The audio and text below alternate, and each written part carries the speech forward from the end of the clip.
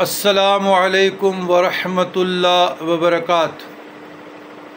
اللہم صلی علی سیدنا محمد وآلہ وعطرتہ بعدد کل معلوم لک۔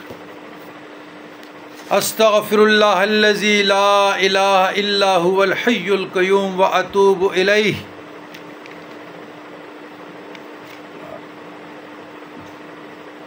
ذالک فضل اللہ یؤتیہ من یشاء واللہ ذو الفضل العظیم، واللہ ذو الفضل العظیم، واللہ ذو الفضل العظیم، واللہ ذو الفضل العظیم۔ حاضرین کرام، عزیزان گرامی،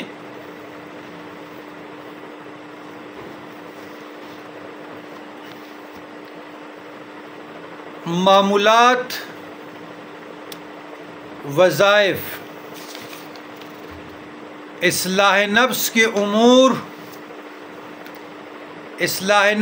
امور پر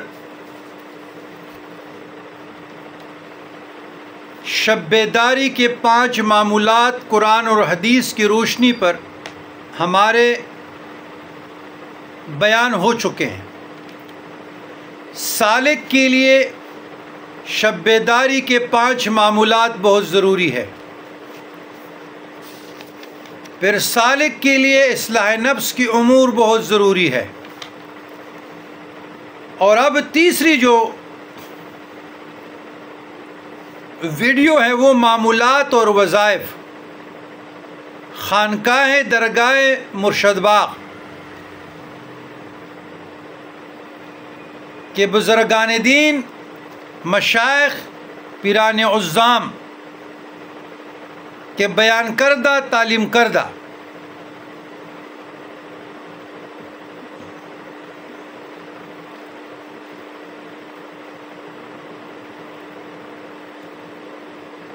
خانقاہ عالیہ میں بیت ہونے کے بعد تعلق مع اللہ پیدا کرنے کے لیے درج ذیل معمولات جو ابھی بیان کرنے لگا ہوں، معمولات و وظائف کیے جائیں۔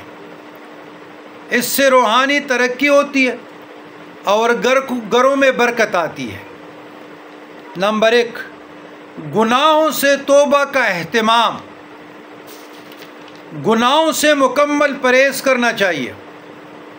اگر بھول چوک سے گناہ سرزد ہو جائے تو سچے دل کے ساتھ توبہ کرنی چاہیے اور یہ عہد کرے کہ آئندہ یہ گناہ نہیں کروں گا۔ نمبر 2، نماز باجماعت کی پابندی۔ نماز سب سے اہم اور بڑی عبادت ہے۔ اسے جماعت کے ساتھ ادا کرنے کا اہتمام کرنا چاہیے۔ جماعت کے ساتھ نماز پڑھنے سے اس کا ثواب 27 گنا ہو جاتا ہے۔ اگر جماعت کے ساتھ نماز نہ پڑھ سکے تو دل میں بڑا افسوس ہو کہ میں بہت بڑے اجر و ثواب سے محروم ہو گیا ہوں۔ تو ہمارے جو قبائلی علاقے ہیں تو وہاں پر جہاں حجرہ ہوتا ہے وہاں اس کے ساتھ 10-15 لوگوں کے لیے مسجد کے لیے چبوترا بھی ہوتا ہے۔ تو کوشش کریں کہ آج کل کیونکہ عقیدے کی حفاظت بھی پر ذہن ہے، بدعقیدہ کے پیچھے تو نماز مکروہ تحریمی ہے، اس کے پیچھے تو بالکل نماز نہ پڑھے۔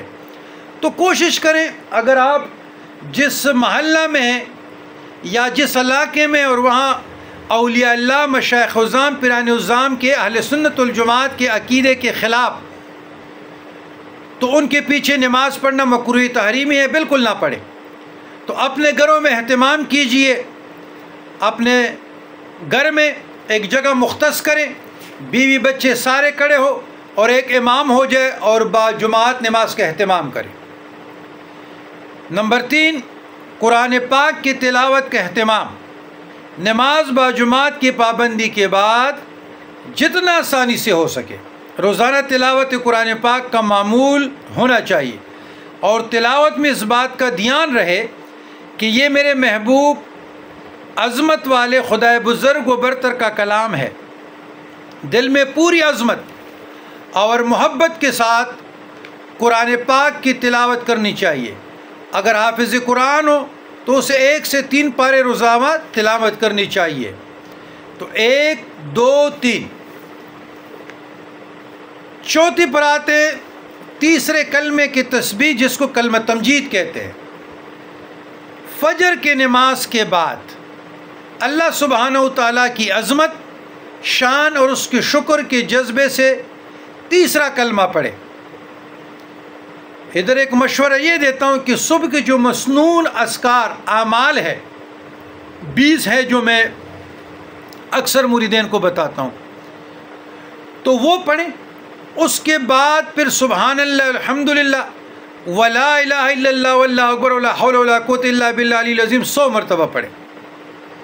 پھر اس کے بعد استغفار کی ایک تسبیح مغرب کی نماز کے بعد یا صبح فجر کی نماز کے بعد، دن بھر کی غفلتوں اور کوتاہیوں پر نظر کر کے بڑی ندامت اور عاجزی کے ساتھ گناہوں سے توبہ کے جذبے سے استغفار پڑھے۔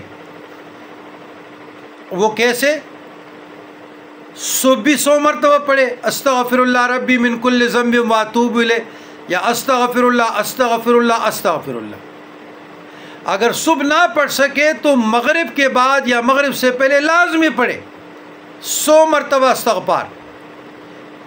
اول آخر ایک دفعہ درود شریف پڑھے، اس سے گناہوں کی معافی ہوتی ہے اور گھروں میں برکت آتی ہے۔ پھر درود شریف کی ایک تسبیح نماز عشاء کے بعد جد الحسن والحسین، یعنی تاجدار کائنات محمد رسول اللہ صلی اللہ علیہ وسلم کی عظمت و محبت دل میں بٹھا کر پوری توجہ اور دلی لگن سے درود شریف کی ایک تسبیح پڑھے۔ جو درود بھی آپ کو آسان وہ پڑھے۔ سب سے آسان درود صلی اللہ علیہ وسلم، صلی اللہ علیہ النبی الامی صلی اللہ علیہ وآلہ وسلم۔ تو یہ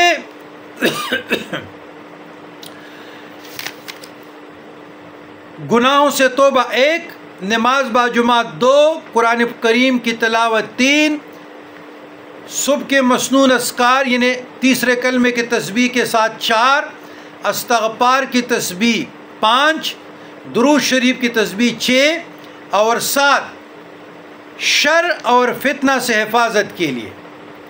یہ نسخہ بھی اپنے متعلقین و سالکین متقدین کو بتا دوں۔ اول آخر 3 دفعہ درود پڑھیں، 1 بار سورۃ فاتحہ پڑھیں، پھر 4 کل شریف پڑھیں، پھر 1 مرتبہ آیت الکرسی پڑھیں، پورے جسم پر دم کریں۔ یہ دم رقیہ شرعیہ ہے۔